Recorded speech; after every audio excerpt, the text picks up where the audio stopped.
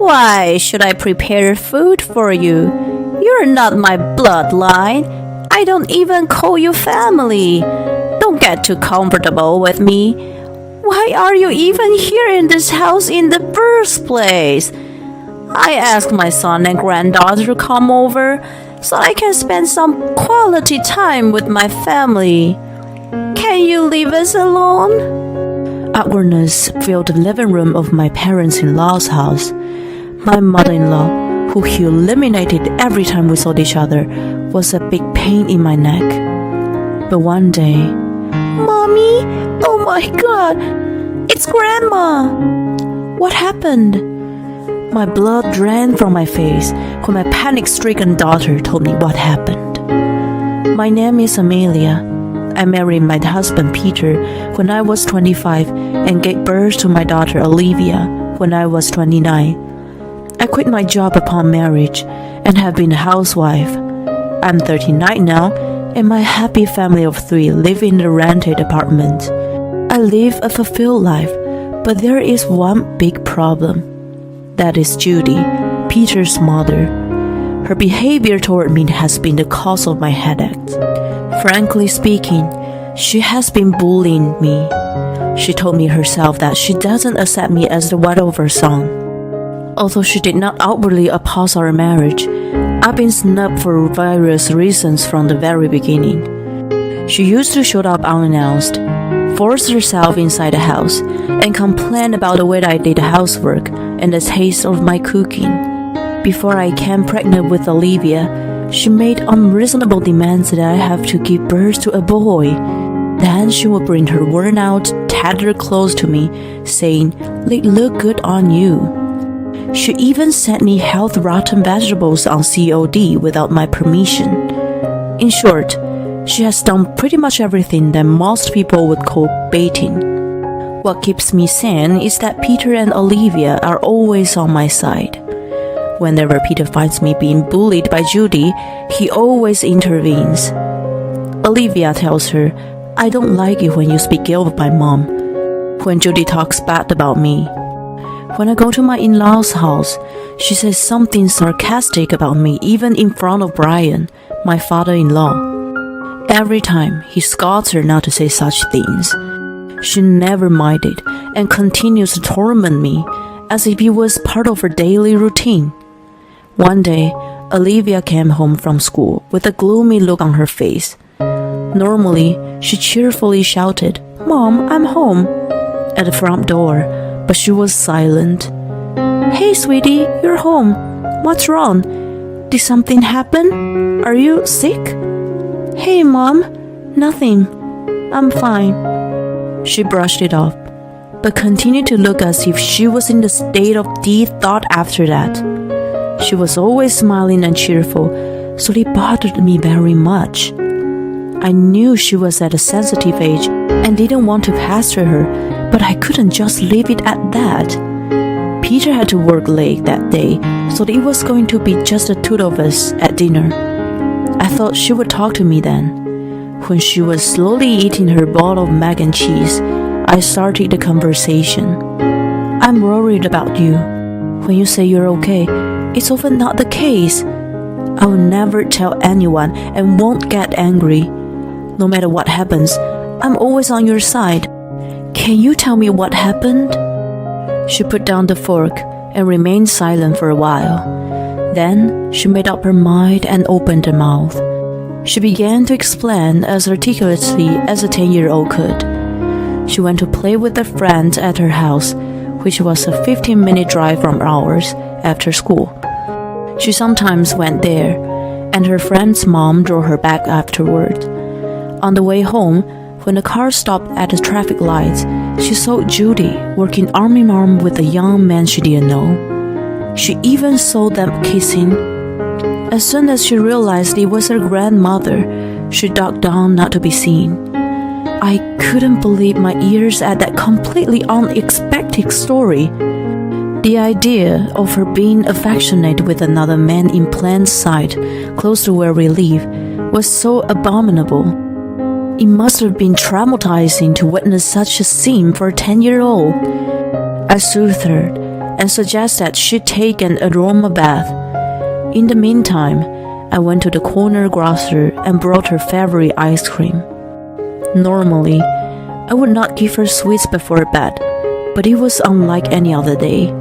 She was looking gloomy for a long time, but she cheered up a little upon seeing the package, and by the time she finished eating, she was almost back to her normal self. Still, I knew her innocent heart was broken. I told myself to keep a close eye on her for a while. Then, Peter came home tired from work less than half an hour after Olivia went to sleep. I thought it was cruel to tell him that his mother was having an affair with a young man, but I could not keep it from him. I told him exactly what Olivia had told me.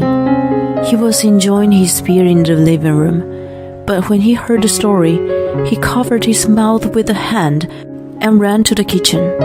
He came back with a wobbly step and mumbled weakly, "Seriously?" I could feel his pain and disgust.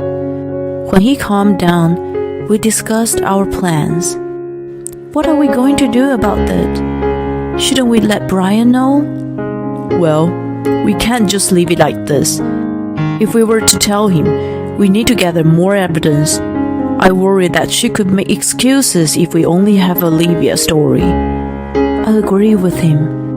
We decided to ask a private investigator to look into Judy's infidelity. I was impressed by the work of a professional. The investigator gathered the evidence photos in no time after I requested them. There was a picture of Judy, dressed inappropriately of her age, embracing a young man. It was a sight I didn't want to see, but I had no choice but to confirm it. The investigator also found the identity of the young man. He was a college student who actively looked for older women. Judy had been contributing a considerable amount of money to him. There was also a photo of them entering a designer's brand boutique. It didn't look like adultery, but rather she was being swindled by the young man. Anyway, there was no doubt of infidelity, and she must have been aware that it was cheating on her part. We got concrete evidence to trap her in. We weren't going to let her get away with it. The only thing left was when to tell Brian. While Peter and I were waiting for the right moment, Judy called him asking him to come over on the weekend. That was great timing. If I went there, she would most likely find a way to bully me. I was certain of that from my past experiences. If they were the case, I could expose everything then. Who would be laughing in the end? The weekend had arrived. I was usually pressed about visiting Judy, but I couldn't wait to see her that day. I could finally reveal her misdeeds. What I was imagining this and that. My family and I arrived at my in-laws' house. As soon as we parked the car, Judy opened the front door with a smile on her face. Ah, you're here.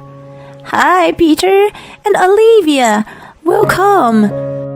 I prepared a delicious lunch and it's waiting for you. Come on in. As I had expected, her bullying started right away. She acted as if I were not there. She turned her back on me and didn't make eye contact. Even though I was annoyed by her boldness, I tried to think it wasn't a big deal and calmed myself. Peter was about to say something to her, but I stopped him. We needed to be patient. It wasn't better to let her carry on with it and then knock her down. When we were in the living room, Brian was sitting on the sofa, watching TV. "Oh, Amelia, Olivia, and Peter, welcome. Nothing exciting here, but make yourself at home." He always called my name first. It might have been nothing to him, but it always made me very happy. As I exchanged greetings with him, Judy happily said, "We got a delivery for lunch. Come on, let's eat together. I'm sure the food is delicious." She laid out the plates on the dining table.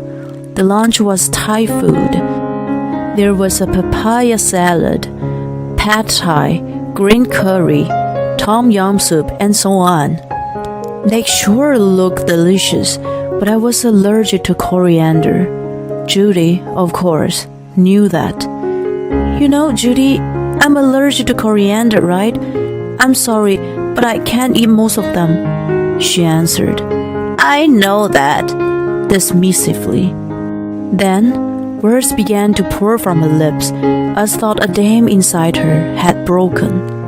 I don't need you to tell me what you're allergic to. I didn't count you in for lunch anyway.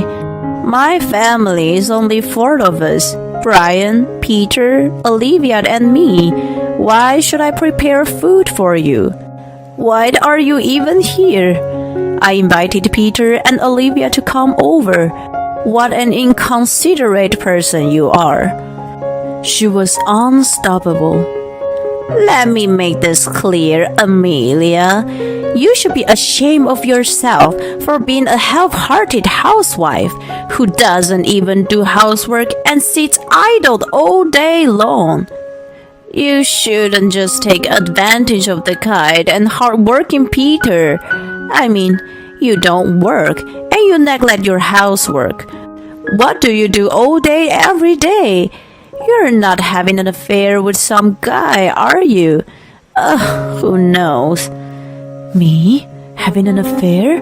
Who was talking? Peter, who was standing next to me, gave out a groan of dismay. Well, it was about time. I couldn't believe she brought up the perfect subject herself. I asked Peter if I could bring it up. He nodded enthusiastically.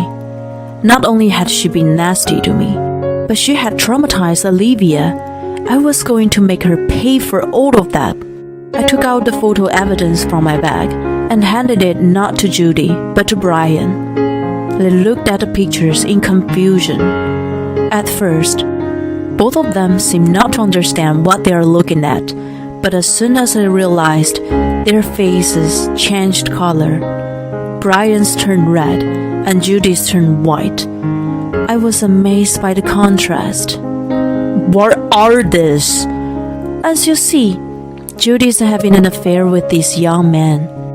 Olivia saw them together. She suspected me of having an affair, but it seems she was just talking about herself. No, that's not true.